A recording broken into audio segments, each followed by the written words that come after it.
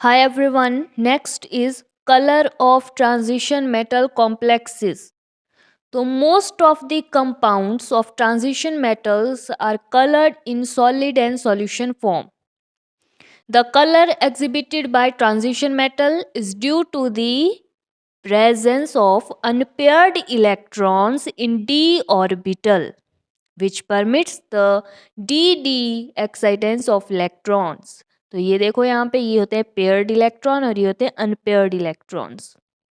तो क्या बोला इसमें कि मोस्ट ऑफ द कंपाउंड जो है ट्रांजिशन मेटल के वो कलर्ड होंगे in solid and solution form में, और जो colour exhibited by transition metal है is due to the presence of unpaired electrons in d orbital which permits the d d excitance of electrons. फिर है कि when ligands approach to the metal ion the degeneracy of the d orbital gets split into different energy levels और this phenomena is called crystal field splitting। कि जो ligand है वो क्या करेगा, अप्रोच करेगा मेटल आयन को, the degeneracy of D orbital split कर जाएगी इनटू डिफरेंट एनर्जी लेवल्स और उसको बोलते हैं हम क्रिस्टल फील्ड स्प्लिटिंग। और अगर क्रिस्टल फील्ड स्प्लिटिंग को मैं आसान शब्दों में समझाऊं तो क्या है कि लिगेंड आप समझ लो कि बेल है, और ये जो हमारे पास है डी ऑर्बिटल, इसको बोलते हैं हम डीजेनरेसी ऑफ डी ऑर्बिटल्स। तो ये जो है ये लड़के लड़कियां हैं। तो जो लिगेंड आएगा, बेल आया, तो जो लड़के लड़कियां हैं वो क्या हो गए, भाग गए। लड़कियां इधर को भागी, लड़के इधर को, और यहाँ पे इधर हो गए खड़े।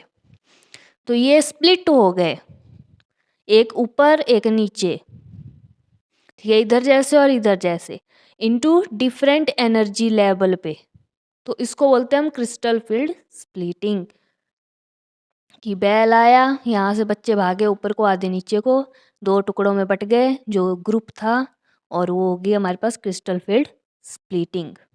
When light fall on a compound some parts of its energy or colored is absorbed, फिर then electron get excited into the higher excited state, और excited states क्या होती हैं, unstable।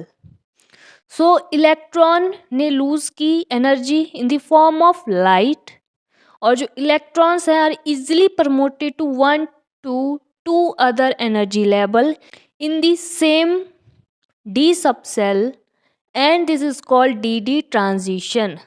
डी डी ट्रांजिशन क्या होती है, डी ऑर्बिटल में होती है। डी ऑर्बिटल्स हैं डिफरेंट एनर्जी लेवल पे, डी डी ट्रांजिशन जो हो रही है डी डी ट्रांजिशन। तो लाइट फॉल की कंपाउंड पे तो some parts of its energy और colour absorb, then electron get excited into the higher excited state. Excited states होती हैं unstable, electron lose their energy in the form of light, और जो electron है फिर easily promoted one to other energy level in the same d subcell, and this is called dd transition, and the observed color is complementary color of the absorb। जैसे ये है हमारे पास, तो इसने क्या किया, एब्जॉर्ब किया green colour and appear purple colour. इस तरह से देखो कि एब्जॉर्ब ये वाले हुए, फिर अपेयर ये वाले हुए, ट्रांसमिटेड या कंप्लीमेंट्री कलर। यहाँ पे लिखा है and the observe colour is complementary colour of the absorb. तो ब्लू एब्जॉर्ब किया, अपेयर येलो हुआ, ग्रीन एब्जॉर्ब किया, पर्पल हुआ, येलो किया एब्जॉर्ब, ब्लू हुआ।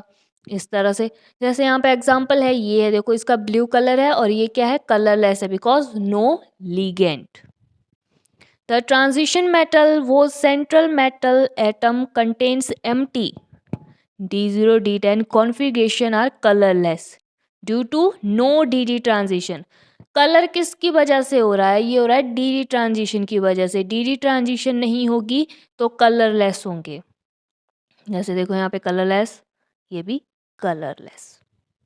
और इसमें क्या हो रही है, DD ट्रांजिशन हो रही है लेंथेनाइड में FF ट्रांजिशन, और एक्टिनाइड्स में FF, FD and charge transfer transition. Magnetic properties, तो ये है यहाँ पे इस तरह से कि इन transition metals they contain unpaired electron. In transition, only spin movement is possible. Orbital movement is quenched or seizable. So, magnetic movement is calculated by spin formula. तो इधर भी क्या हो रही है, क्वेंचिंग हो रही है, क्वेंच्ड हो गया ये. क्यों हुआ? क्योंकि ये क्या होगा, 3D ये जो होते हैं ना डी ऑर्बिटल, तो क्या है ये एक्सपोज्ड हैं ज़्यादा. तो क्या हो गया, जो इसका ऑर्बिटल मूवमेंट था वो बर्बाद हो गया. बर्बाद किसने किया? लीगेंड ने कर लिया. और क्वेंच्ड का मतलब होता है लैक ऑफ सिमेट्री, पर मेरी भाषा है कि क्वेंच्ड का मतलब होता है बर्बादी, मतलब आसानी रहती है याद करने को. So magnetic movement is calculated by spin formula.